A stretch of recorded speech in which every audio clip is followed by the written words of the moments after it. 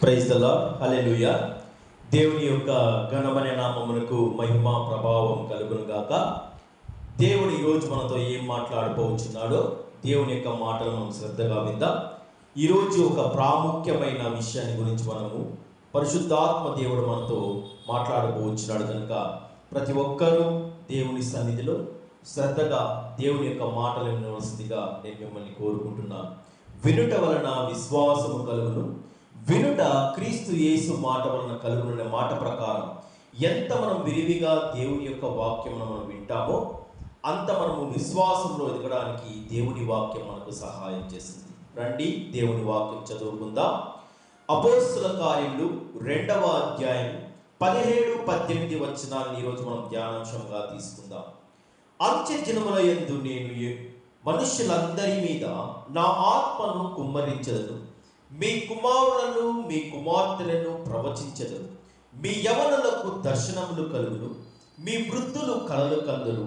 ఆ దినములలో నా దాసుల మీదను నా దాసరాండ్ర మీదను నా ఆత్మను కుమ్మరించెదను గనుక వారు ప్రవచించెదరు. చిన్న మాట ప్రార్థన చేసుకుని మనం వాక్య సందేశం ప్రారంభించుకుందాం.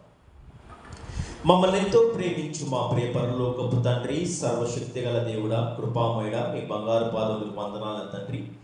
ఇదిగో నా ప్రభా తండ్రి, మరొక రోజు నా ప్రభా తండ్రి, మీ యొక్క నా తండ్రి వాక్యంను మేము నా తండ్రి పంచుకోవడానికి మాకు ఇచ్చిన సమయాన్ని బట్టి మీకు వందనాలు చెల్లిస్తున్నాం నా తండ్రి. నన్ను నీ నోటి బోరగా వాడుకుని తండ్రి యేసయ్యను సిలువ మాటను మరుగుపరిచి నా ద్వారా మా ప్రియులందరితో మీరు మాట్లాడమని మా ప్రభువును రక్షకుడునైన యేసు క్రీస్తు నామమును బట్టి పాపిని ప్రతిమాలు వేడుకొంచిన పరమ తండ్రి, ఆమేన్ ఆమేన్ హల్లెలూయా. చదువుకున్న ఈ భాగము అపోస్తుడైన పేతురు గారు ఆయన ఆ పెంతెకోస్తు రోజు ఆయన లేచి నిలవబడి ఆయన యొక్క ప్రవచనాన్ని ఎత్తి చూపిస్తూ ఈ మాటలు పలుకుచున్నాడు. ఎందుకనగా అక్కడ ఉన్న వారందరూ కూడా మీరు ఒక క్రొత్త మత్స్యంతో మీరు నిండుకొని ఉంటున్నారని వారందరినీ హేళన చేసినప్పుడు పేతురు లేచి ధైర్యంగా లేచి నిలబడి పరిశుద్ధాత్మ పూర్ణుడై ఆయన యోవేలు గారు రాసినటువంటి ప్రవచనాన్ని ఎత్తి చూపిస్తూ ఈ యొక్క ప్రసంగాన్ని ఆయన చేసి ఉంటున్నారు. చూడండి, ఈ మాట యొక్క ప్రవచనం మనకు యోవేలు గ్రంథం 2వ అధ్యాయం 28వ వచనంలో మనకు ఈ యొక్క ప్రవచనం కనపడుతుంది. తర్వాత నేను సర్వజనుల మీదను నా ఆత్మను కుమ్మరింతును, మీ కుమారులను మీ కుమార్తెలను ప్రవచనములు చెప్పుదురు, మీ ముసలివారు కలలు కందురు, మీ యవనములు దర్శనములు చూదురని ఆ యొక్క ప్రవచనాన్ని తీసుకొని అంత్య దినముల యందు పరిశుద్ధాత్మను మీ మీదకి నేను కుమ్మరించబోచున్నానని యొక్క ప్రవచనాన్ని పేతురు ఎత్తి చూపిస్తూ పలుకుచున్నాడు. పెంతెకోస్తు అను దినము రోజు ఈ యొక్క సంఘటనలన్నీ జరిగి ఉంటున్నాయి. పెంతెకోస్తు అను మాటకు 50వ రోజు అని అర్థం. చూడండి, మనకు పాత నిబంధన గ్రంథంలో లేవియ కాండం 23వ అధ్యాయంలో మనకు ఇశ్రాయేలు యూదులు జరుపుకొనుపు 7 ప్రాముఖ్యమైన పండుగల గురించి మనం చూస్తున్నాం. మొదటిది ఏమో పస్కా పండుగ, రెండవదేమో పొంగని రొట్టెల పండుగ, మూడవదేమో ప్రథమ ఫలముల పండుగ, నాలుగవదేమో పెంతెకోస్తు పండుగ, ఐదవదేమో శృంగధ్వని పండుగ, ఆరవదేమో పాప ప్రాయశ్చిత్తార్థ దినపు పండుగ అనగా యామ్ కిప్పూర్ అంటారు వీటిని. మరి 7వదిగా పర్ణశాలల పండుగ అను ప్రాముఖ్యమైన 7 పండుగలు వారు జరుపుకునేవారు. మరి 4వదిగా జరుపుకునే యొక్క పెంతెకోస్తు పండుగను కోత పండుగ లేక వారముల పండుగ అని కూడా పిలుస్తారు. అనగా ఈ యొక్క పెంతెకోస్తు అనగా పస్కా పండుగ రోజు వారు పరిశుద్ధమైన గొర్రెను వారు బలి అర్పించి విశ్రాంతి దినమున తర్వాత రోజు ప్రథమ ఫలముల పండుగను వాళ్ళు ఆచరిస్తారు. ప్రథమ ఫలముల పండుగ నుండి 7 వారములు, మరుసటి రోజు నుండి 7 వారములు అనగా 49 రోజుల పాటు వారు లెక్కించి తర్వాత వచ్చి ఆ యొక్క రోజును వారు 50వ రోజుగా అనగా పెంతెకోస్తు పండుగగా వారు ఆచరించేవారు. ఆ రోజు వారు తమ ప్రథమ ఫలములను తీసుకుని వచ్చి దేవునికి కానుకగా అర్పిస్తారు. మరి నిర్దోషమైన గొర్రెపిల్లను వారు బలిగా అర్పిస్తారు. ఈ యొక్క సంఘటనలన్నీ మనకు పాత నిబంధన గ్రంథంలో ఆ యొక్క లేవియ కాండం 23వ అధ్యాయంలో మోషే గారు ధర్మశాస్త్రంలో ఇశ్రాయేలుకి ఇచ్చిన కట్టడల గురించి మనం వివరించినప్పుడు ఈ యొక్క పండుగల వివరాలన్నీ మనకు కనపడతాయి. మరి క్రొత్త నిబంధనలో ఈ యొక్క 50వ రోజు అనగా యేసుక్రీస్తు ప్రథమ ఫలముగా ఆయన పునరుత్థానుడై ఉంటున్నాడు. మీకు 1 కొరింథీయులు మొదటి కొరింథీ పత్రిక 15వ అధ్యాయంలో కూడా మన అపోస్తలుడైన పౌలు గారు ఈ మాటను రాసి ఉంటున్నాడు. క్రీస్తు ప్రథమ ఫలముగా ఆయన లేపబడి ఉంటున్నాడు. చూడండి, మొదటి కొరింథీయుల 15వ అధ్యాయము 20వ వచనంలో, ఇప్పుడైతే నిద్రించిన వారిలో ప్రథమ ఫలముగా క్రీస్తు మృతుల నుండి లేపబడి ఉంటున్నాడనే మాటను పౌలు గారు రాసి ఉంటున్నాడు. అనగా పస్కా పండుగ రోజు శుక్రవారపు మధ్యాహ్నం 3 గంటలకు ప్రభువైన యేసుక్రీస్తు శిలువ మానుపై ఆయన పస్కా బలి పశువుగా ఆయన కాబడి ఉంటున్నాడు.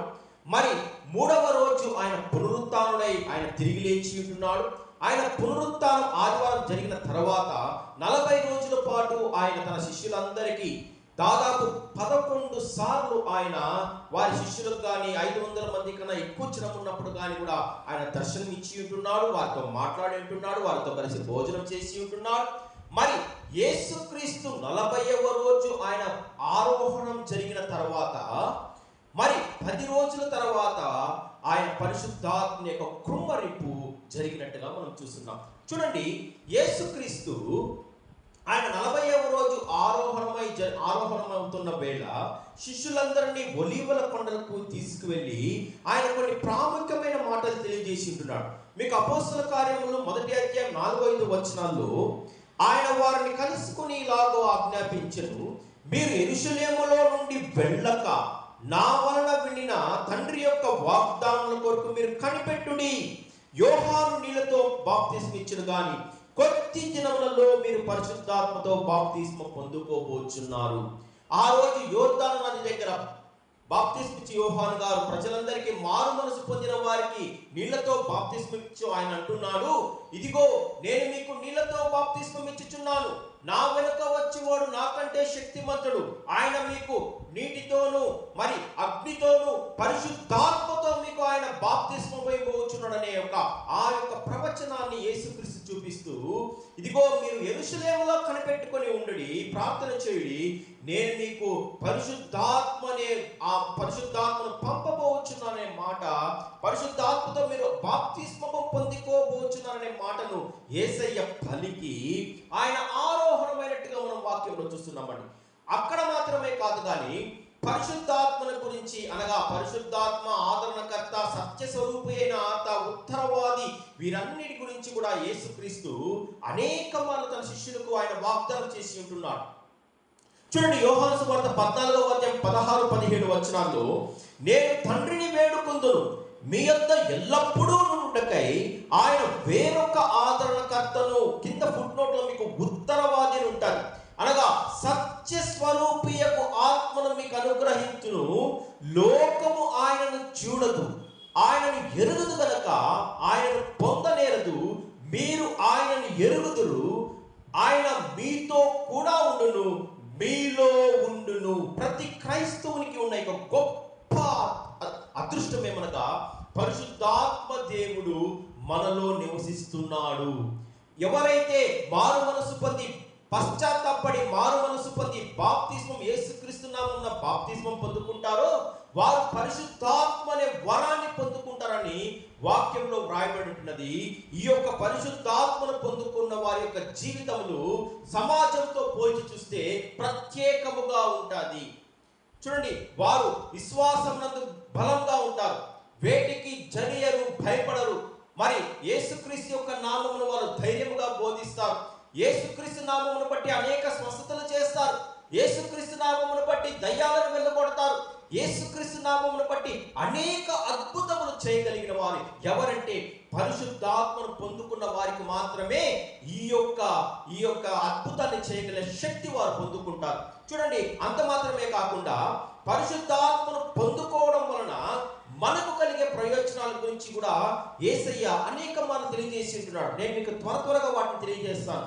యోహాను సువార్త 14:26లో పరిశుద్ధాత్మ దేవుడు ఆయన యేసుక్రీస్తు బోధించిన సంగతులను మనకు జ్ఞాపకం చేశాడనే మాట వ్రాయబడింది. చూడండి, ఆదరణకర్త అనగా తండ్రి నా నామమున పంపబో పరిశుద్ధాత్మ సమస్తమును మీకు బోధించి నేను మీతో చెప్పిన సంగతులు అన్నిటినీ మీకు జ్ఞాపకము చేయును. అనగా యేసుక్రీస్తు తెలియజేసిన సంగతులు పరలోక రాజ్యముల గురించి, మారు మనస్సుల గురించి, మరి అనేక విషయాల గురించి యేసయ్య తన శిష్యులతోనూ మరి అక్కడున్న సమాజం వారితోనూ అనేక విషయాలు ఆయన బోధించి ఉంటున్నాడు. వాటన్నిటిని పరిశుద్ధాత్మ దేవుడు మీకు మరలా జ్ఞాపకము చేయును అనే మాట మనం చూస్తున్నాం. అనగా పరిశుద్ధాత్మ మనలో ఉండడం ద్వారా మనకు యేసు గురించిన సాక్ష్య సంగతులను మనకు ఆయన జ్ఞాపకం చేస్తాడు. రెండవదిగా యోహాను సువార్త 15:26లో ఆయన సాక్ష్యం ఇస్తాడంట. చూడండి, తండ్రి యొద్ద నుండి మీ యొద్దకు నేను పంపబోవు ఆదరణకర్త, అనగా తండ్రి యొద్ద నుండి బయలుదేరిన సత్య స్వరూపి అయిన ఆత్మ వచ్చినప్పుడు ఆయన నన్ను గూర్చి సాక్ష్యం, నన్ను గూర్చినగా యేసయ్యను గూర్చి సాక్ష్యం ఆయన ఇస్తాడు. మొదటిగా ఆయన జ్ఞాపకం చేస్తాడు, రెండవదిగా ఆయన దేవుని గురించిన సాక్ష్యంను మనకు జ్ఞాపకం చేయను, ఆయన సాక్ష్యం ఇస్తాడు. మూడవదిగా యోహాను సువార్త 16:7-8 పాపమును గూర్చి, నీతి గూర్చి, తీర్పును గూర్చి ఆయన మనల్ని ఒప్పుకొన చేస్తాడు. చూడండి, అయితే నేను మీతో సత్యము చెప్పుచున్నాను, నేను వెళ్ళిపోవుట వలన మీకు ప్రయోజనము, నేను వెళ్ళని యెడల ఆదరణకర్త మీ యొద్దకు రాడు, నేను వెళ్ళిన యెడల ఆయన మీ యొద్దకు పంపుదును, ఆయన వచ్చి పాపమును గూర్చియు, నీతిని గూర్చియు, రాబోయే తీర్పును గూర్చి లోకమును ఒప్పుకొన చేయును. చూడండి, పరిశుద్ధాత్మను మనం పొందుకున్నప్పుడు మనలోని ఆ పాత రోత జీవితాన్ని, పాపపూరితమైన జీవితాన్ని, మనం చేసిన ప్రతి పాపమును తండ్రిని దేవుని జట్ట ఆయన మన ద్వారా ఒప్పుకొన చేస్తాడంట. పాపము చేయడం కనుక ఏ ఒక్కరు నీతిమంతుడు లేదు, ఒక్కడు లేడు, ఏ భేదం లేదు, అందరము పాపము చేసి దేవుడు అనుగ్రహించి మనం మహిమను పొందలేకపోవచ్చున్న మాట ప్రకారము మన యొక్క సమస్త పాపములను దేవుని ఎదుట మనం పశ్చాత్తాపడి ఒప్పుకున్నప్పుడు దేవుడు ఆయన కనికరం గలవాడు, జాలి కలిగిన వాడు కాబట్టి సమస్త దుర్నీతి నుండి, సమస్త పాపముల నుండి మనకు ఆయన విడుదల కలుగు చేస్తాడు. యేసుక్రీస్తు యొక్క రక్తం మన ప్రతి పాపముల నుండి మనల్ని పవిత్రులుగా చేసి మనకు 1 యోహాను పత్రిక 1వ అధ్యాయము 7వ వచనం మరియు 9వ వచనంలో ఈ మాటలు మనకు సాక్ష్యం ఇస్తూ ఉన్నాడు. అనగా మనల్ని పాపములకు ఒప్పుకొన చేస్తాడు. మరి నాలుగవదిగా మనల్ని సర్వసత్యంలోనికి నడిపిస్తాడు. యేసుక్రీస్తును అంగీకరించిన మనము సత్యంలోనికి వచ్చి ఉంటున్నాము. పరిశుద్ధాత్మ దేవుడు మనల్ని ఈ సత్యంలో నుంచి మరింత సర్వసత్యంలోనికి మనం నడిపిస్తాడనేసి మనకు యోహాను సువార్త 16:13-14 చూస్తున్నాం. అయితే ఆయన అనగా సత్య స్వరూపి అయిన ఆత్మ వచ్చినప్పుడు మిమ్మల్ని సర్వసత్యంలోనికి నడిపించును. ఆయన తనంత తానే ఏమీయూ బోధింపక వేటిని వినునో వాటిని బోధించి సంభవింపబోవు సంగతులను మీకు తెలియజేయును. ఆయన నా వాటిలోనివి తీసుకొని మీకు తెలియజేయును గనక నన్ను మహిమపరచును. పరిశుద్ధాత్మ దేవుడు యేసుక్రీస్తును మహిమపరుస్తున్నాడు. తండ్రిన దేవుడు యేసుక్రీస్తును మహిమపరుస్తున్నారు. తండ్రి, కుమార, పరిశుద్ధాత్మలు కూడా వారు ఒక్కరే ఉంటున్నారు. దేవుడు ఒక్కడే. ఆయన ముగ్గురు వ్యక్తులుగా మనకు పరిశుద్ధ గ్రంథం మనకు బోధపరుస్తూ ఉన్నదండి. దేవుడు ఒక్కడే, ఆయన ముగ్గురు వ్యక్తులుగా మనకు ఆయన కనపరుచు ఉన్నాడు. తండ్రి, కుమార, పరిశుద్ధాత్మలుగా మనకు బైబిల్ వాక్యం మనకు సాక్ష్యం ఇస్తూ ఉన్నదండి. మరి అంత మాత్రమే కాకుండా అపోస్తల కార్యములు 1వ అధ్యాయం 8వ వచనంలో ఆయనను పరిశుద్ధాత్మ మీ మీదికి వచ్చినప్పుడు మీరు శక్తి నొందెదరు కనుక మీరు యెరూషలేమును, యూదయ, సమరయ దేశములందంతటను భూదిగంతముల వరకు నాకు సాక్షులైందురనేసి యేసుక్రీస్తు ఆయన అపోస్తల కార్యం 1వ అధ్యాయం 8వ వచనంలో ఆయన తెలియజేసి ఉంటున్నాడండి. అనగా జ్ఞాపకం చేస్తాడు, సర్వసత్యంలోనికి నడిపిస్తాడు, మన పాపమును ఒప్పుకొన చేస్తాడు, మనకు శక్తిని ఇస్తాడు. ఇలా పరిశుద్ధాత్మ దేవుడు మనలో ఉన్నప్పుడు ఈ కార్యములన్నీ మనకు ఆయన బోధపరుస్తాడు. వీటన్నిటినీ ఆయన తెలియజేసిన తర్వాత ఒలీవల కొండ నుండి ఆయన ఆరోహణమవుతున్నప్పుడు ఒక మేఘము ఆయనకు శిష్యులకు మధ్యగా అడ్డుగా వచ్చేట్టుగా మనం చూస్తున్నామండి.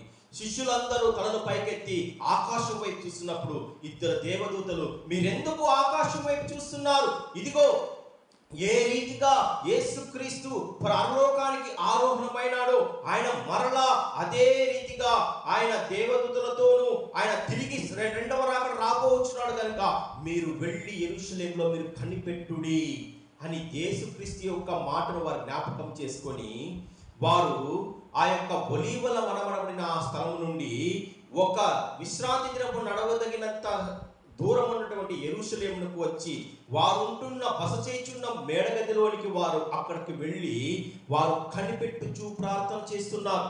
వారెవరనగా చూడండి, వారెవరనగా అపోస్తులైనటువంటి పేతురు, యోహాను, యాకోబు, అంద్రెయ, ఫిలిప్పు, తోమా, బర్తిలోమయి, మత్తయ, అల్ఫయి కుమారుడు యాకోబు, జలోతి అనబడిన సీమోను, యాకోబు కుమారుడు యూదా అనగా 11 మంది శిష్యులు, వారితో పాటు కొంతమంది స్త్రీలు, యేసుక్రీస్తు తల్లి అయిన మరియా, వీరితో పాటు యేసుక్రీస్తును తిరస్కరించిన ఆయన సహోదరులు యాకోబు మరియు యూదాలు కూడా వారు పశ్చాత్తాపడి ఆ యొక్క గుంపులో వారు కూడా ఉండి, వీరందరూ ఆ యొక్క మేడగదిలో ఎక్కడైతే యేసుక్రీస్తు చివరి పస్కాను ఆచరించాడో, ఎక్కడైతే యేసుక్రీస్తు శిష్యులకు గదిలో ఆయన దర్శనమిచ్చిండో, 2 మార్లు దర్శనమిచ్చిండో, అదే మేడగదిలో వీరు అక్కడికి వెళ్ళి వారు నిద్రించకుండా మేలుకొని మరి పరిశుద్ధాత్మ దేవుని కొరకు కనిపెట్టుచు వారు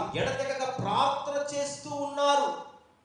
10 రోజుల పాటు వారు ఎక్కడా వారు విసుక్కోకుండా, నిరాశ పడకుండా వారు ప్రార్థన చేస్తున్నప్పుడు 10వ రోజు అనగా 50వ రోజు అపోస్తుల కార్యం 2వ అధ్యాయం మొదటి 4 వచనంలో తెలియజేసినట్టు, ఆ రోజు పెంతెకోస్తు అనబడిన ఆ దినము మరి అందరూ ఒక చోట కూడి ఉండి ప్రార్థన చేస్తున్నప్పుడు అప్పుడు వేగముగా వీచు బలమైన గాలి వంటి యొక్క శబ్దము ఆకాశం నుండి హఠాత్తుగా వారు కూర్చుంటున్న ఇల్లంతయు నిండెను. మరియు అగ్ని జ్వాలల వంటి నాలుకలు విభాగింపబడినట్టుగా వారికి కనపడి, వారిలో ఒక్కొక్కరి మీద వ్రాలగా అందరూ పరిశుద్ధాత్మతో నిండిన వారై ఆ ఆత్మ వారికి వాక్శక్తి అనుగ్రహించిన కొలది అన్య భాషలతో మాట్లాడుచున్నారు. దేవుడు యేసుక్రీస్తు చేసినటువంటి వాగ్దాన ప్రకారం 50వ రోజు పెంతెకోస్తు అనే రోజు పరిశుద్ధాత్మ దేవుడు కుమ్మరింపు ఆ గదిలో ఉన్నట్టు వారందరి పైన కుమ్మరింపబడి ఉంటుందండి. అగ్ని నాలుకలుగా విభాగింపబడి ప్రతి వారి తల మీద వాలినప్పుడు వారి పరిశుద్ధాత్మ దేవుడు వారికి ఇచ్చిన వాక్శక్తి కొలది అన్య భాషలతో వారు అనర్గళంగా మాట్లాడసాగినారండి. మరి ఈ యొక్క ఆ యొక్క కాలంలో పెంతెకోస్తు పండుగ వచ్చినప్పుడు వివిధ ప్రాంతముల నుండి అనగా అనేక ప్రాంతం నుండి యూదులందరూ యెరూషలేముకు వచ్చి దేవుని ఆరాధించడం వాళ్ళకు అలవాటు. అనేక ప్రపంచమంతలో ఉన్నటువంటి యూదులందరూ కలిసి అక్కడ యెరూషలేములో వారు వచ్చి అక్కడ ప్రార్థన చేయడం వాళ్ళకు అలవాటు, బలులు అర్పించడం వాళ్ళకు అలవాటు, కట్టడ. ఆ కాలంలో ఆకాశం క్రింద ప్రతి జన్మలో నుండి వచ్చిన యూదులు, భక్తిగల యూదులు యెరూషలేములో కాపురముండ్రి. ఈ శబ్దము కలగగా జనులు గుంపులుగా కూడి వచ్చి ప్రతి మనుష్యుడు తన తన స్వభాషతో వారు మాట్లాడడం విని కలవరపడిరి. చూడండి, ఎక్కడెక్కడి నుంచో యూదులు యెరూషలేముకు వచ్చి ఉంటున్నారు. వారు తమ స్వస్థలంలో మాట్లాడు ఆ యొక్క అన్య భాషలు సైతము వీరు ఇక్కడ ఈ యొక్క శిష్యులు కావచ్చు 120 మంది కూడుకున్న వారందరూ వారి భాషలతో వీళ్ళు అనర్గళంగా వారి భాష వీరు మాట్లాడి దేవుడు చేసిన అద్భుత కార్యాలను వారు వివరిస్తున్నప్పుడు వారందరూ ఆశ్చర్యపోయినారు. అయ్యో, వీరు గలీలు కదా, వీరు విద్యలేని పామరులు కదా, వీరు జాలర్లు కదా, వీరికి ఈ భాష ఎక్కడి నుంచి వస్తుంది? వారు విభ్రాంతి పొంది ఆశ్చర్యపడిపోయినారండి. చూడండి, వారు ఎవరంటే పార్తీయులు, మాదీయులు, ఎలామీయులు, మెసొపొతేమియా, యూదయ, కప్పుదొకయ, పొంతు, ఆసియా, పుక్రియా, పంపులియా, ఐగుప్తు, కురేనే దగ్గర లిబియా, రోమా నుండి వచ్చిన పరవాసులు, యూదులు, యూద మత ప్రవిష్టులు, క్రేతీయులు, అరబీలు మొదలైన వారు సుమారు 17 నుండి అనగా మొదలైన వారు అక్కడ ఇంకా ఎంతమంది ఎక్కడి నుంచి వచ్చిన వారు వీరందరూ కూడా తమ స్వప్రాంతాలలో మాట్లాడే భాషను వీరు ఎప్పుడు ఆ స్థలంలో కూడా వెళ్ళని ఈ యొక్క యేసుక్రీస్తు యొక్క శిష్యులు మాట్లాడుతుంటే వారందరూ ఆశ్చర్యపోయినారు. ఇంకొంతమంది అయితే వీరు క్రొత్త మద్యంతో వీరు నిండి ఉన్నారని అపహాస్యం చేసినటువంటి అపోస్తల కార్యంలో 2వ అధ్యాయం 13వ వచనంలో కొందరైతే వీరు క్రొత్త మద్యముతో నిండి ఉన్నారని వారిని అపహాస్యం చేశారంటండి. దేవుని యొక్క అద్భుత కార్యం తెలియని మూర్ఖులు అలాగే అనుకుంటూ ఉంటారండి. చూడండి, అన్నగారు కూడా ఆ యెరూషలేములో ఆ యొక్క షిలోహు దేవాలయంలోనికి వెళ్ళి ఆమె ప్రార్థన చేస్తున్నప్పుడు ఏలీ గారు కూడా మొదట ఆమెని మద్యంతో నిండి ఉన్నాడని అనుకున్నాడు ఆయన. కానీ ఆమె తన మనస్సులోని బాధనంతా దేవుని సన్నిధిలో ఆమె కృమ్మరించి ఉంటున్నదండి. అలాగే ఇక్కడ కూడా వీరు వారిని చూచి క్రొత్త మద్యంతో నిండి ఉన్నారని ఆమెను అపహాసం చేసినప్పుడు అపోస్తుడైన పేతురు గారు ధైర్యముగా ఆయన మధ్య నిలబడి ఈ యొక్క అద్భుతమైన మాటలు పలికింటున్నాడు. అపోస్తుల కార్యం 2వ అధ్యాయం 14-15 వచనాలు చూసినట్టయితే, అయితే పేతురు ఆ 11తో కూడా లేచి బిగ్గరగా వారితో ఇట్లనెను, యూదయ మనుష్యులారా, యెరూషలేములో కాపురమున్న సమస్త జనులారా, ఇది మీకు తెలియనుగాక, చెవియొగ్గి నా మాటలు వినుడి. మీరు ఊహించినట్టు మీరు మత్తులు కారు, ప్రొద్దుపడిచి జామైనా కాలేదు. యోవేలు ప్రవక్త ద్వారా చెప్పబడిన సంగతి ఇదే, అంచె దినముల యందు నా ఆత్మను సర్వజనుల మీదను మనుషులందరి మీదను నేను కృమ్మరించబోచున్నాను. వారిలో యవనులు కలలు కందురు, వృద్ధులు కలలు కందురు, ప్రతి ఒక్కరు ప్రవచించదురు అనే యొక్క అద్భుతమైన ప్రవచనాన్ని వారికి తెలియజేయడం మాత్రమే కాకుండా పేతురు గారు అద్భుతంగా ఆ యొక్క అంచె దినంలో జరగబోయే ఆ యొక్క అద్భుతాన్ని కూడా వారు తెలియజేశారండి. ప్రభువు ప్రత్యక్షముకు ఆ మహాదినము రాకమునుపు సూర్యుడు చీకటిగాను చంద్రుడు రక్తవర్ణముగాను మారుదురు. అయితే అప్పుడు ప్రభువు నామమును బట్టి ప్రార్థన చేయి వారందరూ రక్షింపబడతారు. ఎవరైతే అంత్యకాలంలో యేసుక్రీస్తును తమ సొంత రక్షకుడుగా అంగీకరించి వారు తమ పాపమును విడిచిపెట్టి పశ్చాత్తాపడి యేసుక్రీస్తు నామములోనికి బాప్తిస్మం పొంది ఆయన ఎవరైతే క్రీస్తును ధరించుకుంటారో, క్రీస్తు నామమును ఎవరైతే ప్రార్థన చేస్తారో వారందరూ కూడా రక్షింపబడతారని పేతురు ధైర్యంగా తెలియజేస్తున్నాడు. ఎందుకనగా యేసుక్రీస్తు యొక్క నామమును ఉచ్చరించకూడదు, యేసుక్రీస్తు నామమును ప్రకటించకూడదు. ఎవరైతే ప్రకటిస్తారో ఉచ్చరిస్తారో వారిని వెలివేయడమో లేదంటే వారికి శిక్ష విధించడమో లాంటి కఠినమైన నిబంధన కలిగిన రోజులవి. అప్పుడు పేతురు గారు ధైర్యంగా అంటున్నాడు, మీరు జీవాధిపతిని సిలువకు అప్పగించితిరి, మీరు సిలువ వేసి చంపితిరి, కానీ తండ్రి దేవుడు ఆయన మృతుల్లో నుండి 3వ దినం లేపి ఉంటున్నాడు. ఇదిగో మేమందరం దీనికి సాక్షులము, మరణమాన్ని బంధించలేదు. మీరు జీవాధిపతిని చంపి మీరు చాలా పెద్ద తప్పు చేసినారు. మీరు సిలువ వేసిన ఈ యేసునే దేవుడు ప్రభువుగాను క్రీస్తుగాను నియమించను. ఇది ఇశ్రాయేలు వంశమంతయు రూఢిగా తెలుసుకోవాలని చెప్పినప్పుడు అక్కడ ఉన్న వారందరూ తమ రొమ్ములు కొట్టుకుంటూ పశ్చాత్తాపడి, అయ్యా మేమేం చేయాలయ్యా, ఈ యొక్క వారు తమ మనసులో పొడవబడి మేము ఏం చేయాలయ్యా వీటిని తప్పించుకోవాలన్నప్పుడు యేసుక్రీస్తు నామమున మీరు బాప్తిస్మం పొందుడి, మారు మనసు పొందుడి, యేసుక్రీస్తు నామమున మీరు బాప్తిస్మం పొందుడి, అప్పుడు మీరు పరిశుద్ధాత్మ అనే వరాన్ని పొందుకుంటారని పేతురు ప్రకటించిన తర్వాత సుమారు 3000 మంది ఆ రోజే వారు యేసుక్రీస్తును అంగీకరించుకున్నారు. చూడండి, పరిశుద్ధాత్మను పొందుకో ముందు ఇదే అపోస్తులు 12 మంది అపోస్తులు మరి యేసయ్యను వెంబడించిన శిష్యులు గెత్సేమనే తోటలో యేసుక్రీస్తును బంధించిన తర్వాత అక్కడి నుంచి పారిపోయినారు. కానీ పరిశుద్ధాత్మను పొందుకున్న వీరు అనేక అద్భుతములు చేసి ఉంటున్నారు. చనిపోయిన వారిని బ్రతికించి ఉంటున్నారు. అనేక రోగములకు ఆయన స్వస్థ కలిగించి ఉంటున్నారు. మీరు అపోస్తల కార్యం 5వ అధ్యాయం 15వ వచనంలో పేతురు గారి యొక్క నీడ తగిలినా కానీ చాలనేంతగా పేతురు అంత అద్భుతం చేసి ఉంటున్నాడు. అదే అపోస్తల కార్యం 19వ అధ్యాయం 10-11 వచనాల్లో పౌలు చేత దేవుడు అనేక అద్భుతములు చేయించినాడు. పౌలు యొక్క రుమాలు తగిలినా, పౌలు గారి నీడ తగిలినా, పౌలు గారి వస్త్రము తాకినా కానీ అద్భుతములు జరిగినట్టుగా మనం చూస్తున్నామండి. ఎక్కడో గెత్సేమనే తోటలో పారిపోయిన ఈ శిష్యులు అద్భుతములు చేయడం మాత్రమే కాదు, క్రీస్తు సువార్తను భూదిగంతముల వరకు వారు ప్రకటించి ఆఖరికి హతసాక్షులుగా మారిపోయేంత శక్తి ఎలా పొందుకున్నారంటే మరి పరిశుద్ధాత్మ దేవుడు వారిలో జరిగించిన క్రియ. పరిశుద్ధాత్మ దేవుడు మనల్ని ధైర్యపరుస్తాడు. పరిశుద్ధాత్మ దేవుడు మన చేత స్వస్థతలు చేయిస్తాడు. మనకు పరలోక రాజ్యం కూడా పరిశుద్ధాత్మ దేవుని వల్లనే మనకు కలుగబోతుంది. కాబట్టి మనమందరం కూడా క్రైస్తవులుగా ఉన్న మనం కేవలం నామకార్థ క్రైస్తవులుగా మిగిలిపోకుండా ప్రభువా పరిశుద్ధాత్మను మాకు అనుగ్రహించిన ఆయన అని మనము ప్రభు పేరిట ప్రార్థన చేస్తుంటే లూకాసు వార్త 11వ అధ్యాయం 13వ వచనం చివరిగానే చెప్పి ముగిస్తాను. పరలోకమందున మీ తండ్రి తనను అడుగు వారికి పరిశుద్ధాత్మను ఎంతో నిశ్చయముగా అనుగ్రహించును.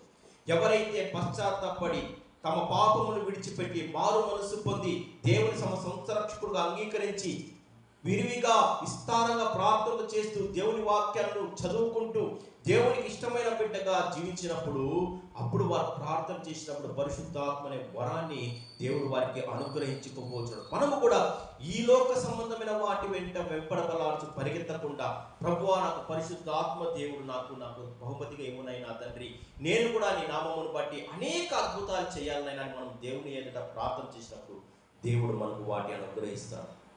కాబట్టి మన యొక్క ప్రార్థన కూడా అలాగే ఉండాలి. మనము కూడా దేవుని పాద సన్నిధిలో మోకాళ్ళుని ప్రభువా నాకు పరిశుద్ధాత్మను అనుగ్రహించడం ప్రార్థన చేసినప్పుడు దేవుడు మనకు ఆయన పరిశుద్ధాత్మను అనుగ్రహించుకోవచ్చున్నాడు. కాబట్టి ఇటువంటి ప్రార్థనను కలిగి ఉంటాం, పరిశుద్ధాత్మను పొందుకుందాం, మనం కూడా క్రీస్తు కొరకు సాక్షులుగా జీవిద్దాం. అటువంటి కృప దేవుడు మనకు అనుగ్రహించును గాక. ఆమేన్. హల్లెలూయా. Praise the lord.